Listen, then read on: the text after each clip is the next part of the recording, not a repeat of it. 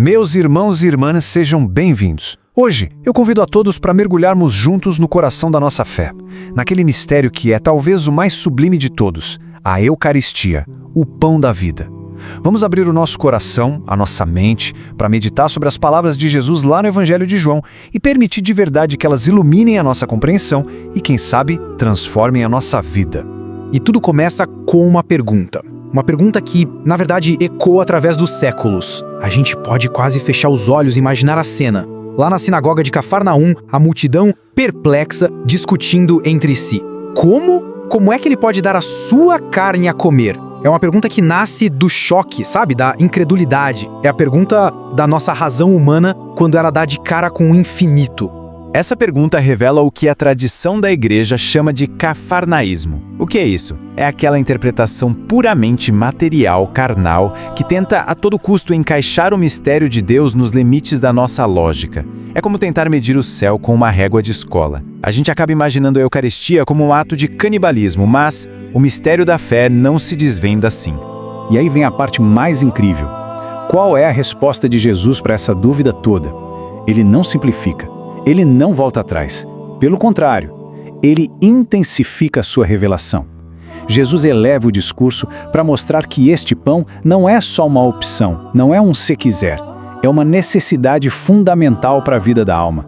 Vamos escutar com atenção a solenidade nessas palavras. Em verdade vos digo. Jesus usa a fórmula mais forte que ele podia usar para afirmar uma verdade que é inegociável. A comunhão com o seu corpo e sangue não é só um símbolo bonito, percebem? É a condição, a única condição para ter a verdadeira vida dentro de nós. Mas que vida é essa, afinal? A teologia nos ajuda a entender a profundidade do que Jesus está oferecendo. Ele não está falando da vida biológica, que em grego é bios. Não é sobre isso. Ele fala de zoe. E zoe é a própria vida de Deus. É uma participação na eternidade que começa aqui e agora. Sem este alimento, a alma definha, porque lhe falta a fonte da imortalidade. E agora, a promessa fica explícita. A Eucaristia está diretamente ligada à vida eterna e à ressurreição. Comer o seu corpo não é só um ato de piedade para o hoje, para o agora, mas é um ato que sela o nosso futuro. É a nossa vitória sobre a morte sendo garantida. A Eucaristia é, como diziam os santos padres da igreja, uma medicina de imortalidade. É um penhor, sabe? Uma garantia da nossa glória futura. Cada vez que a gente comunga, nós recebemos no nosso corpo, que é mortal, uma semente de incorruptibilidade. É o céu, começando aqui na terra. E para que não reste nenhuma dúvida, para não ter nenhuma escapatória, nenhuma interpretação simbólica, Jesus crava a afirmação com uma palavra definitiva: verdadeira. Minha carne é verdadeira comida, meu sangue é verdadeira bebida. Ele não diz que simboliza a comida, ele diz que é a comida. Este é o fundamento bíblico da nossa fé na presença real. É claro, é direto. Agora, vamos nos preparar porque a gente vai desvendar uma chave que está meio escondida no texto original. Um detalhe linguístico, pequeno, mas que aprofunda o mistério de uma forma impressionante. A mudança de um único verbo revela toda a intenção de Jesus. Então o que acontece é o seguinte. No texto original em grego, o evangelista João, no começo do discurso, usa o verbo phago, que significa simplesmente comer, e que poderia sim ter um sentido metafórico. Mas, à medida que a incredulidade do povo aumenta, Jesus faz algo drástico. Ele muda a linguagem. Ele passa a usar o verbo trogô. E trogô é uma palavra muito mais física, muito mais gráfica. Significa mastigar, roer, triturar com os dentes. Porque essa mudança é totalmente intencional. Ao usar um verbo tão visceral, Jesus está bloqueando qualquer tentativa de espiritualizar ou metaforizar as suas palavras. Ele está dizendo da forma mais crua possível. Isto aqui é real, isto é físico. Exige o uso da boca, dos dentes, para consumir as espécies sob as quais eu me escondo. É um realismo que choca, mas que não deixa margem para dúvida. Bem, uma vez que a gente compreende o realismo desse ato, a gente precisa passar para o seu efeito. O que acontece quando comemos este pão? Não é uma simples nutrição para o corpo. É uma união mística, profunda e transformadora com o próprio Deus.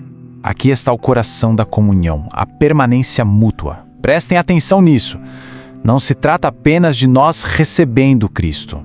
É Cristo habitando em nós e nós habitando nele. É uma união de vida, como se fôssemos enxertados na videira verdadeira e a seiva divina passasse a correr em nós. E esta imagem ilustra de forma brilhante a inversão divina que acontece na Eucaristia. Pensem bem, quando comemos um alimento comum, pão, arroz, nosso corpo o assimila, transforma aquilo em nossa carne e nosso sangue. Certo? Com o alimento eucarístico, acontece o exato contrário. É ele quem nos assimila. É ele quem nos transforma em sua própria substância. O apóstolo São Paulo expressou isso perfeitamente. O resultado final dessa união, a meta da vida cristã, que é alimentada pela Eucaristia, é poder dizer com toda a verdade: já não sou eu que vivo, é Cristo que vive em mim. É a substituição do nosso eu egoísta pelo Cristo que redime.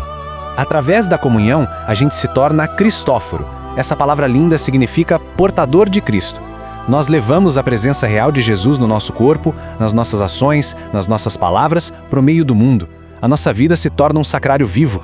Vamos então concluir a nossa reflexão vendo como a Eucaristia é o cumprimento definitivo de todas as promessas de Deus. É o alimento que supera todas as figuras do passado, para nos dar a realidade da vida eterna.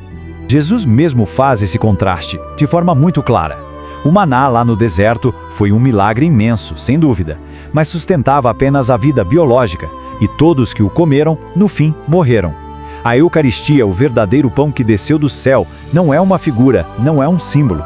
É a própria presença real de Deus, que comunica a vida divina e garante a vida para sempre. E assim, chegamos à promessa final, o ponto mais alto de todo o discurso de Jesus. É uma afirmação límpida, cheia de esperança, cheia de certeza. Aquele que come este pão viverá para sempre. Esta é a palavra de salvação para cada um de nós. Diante de um mistério tão grande, a reflexão não pode terminar aqui, com palavras. Ela tem que continuar na nossa vida. Por isso, eu deixo esta pergunta para a nossa meditação pessoal. Se a Eucaristia realmente nos transforma em portadores de Cristo, como é que essa união se manifesta concretamente no nosso trabalho, na nossa família, nas nossas escolhas de cada dia? Que o Senhor nos dê a graça de viver aquilo que nós celebramos.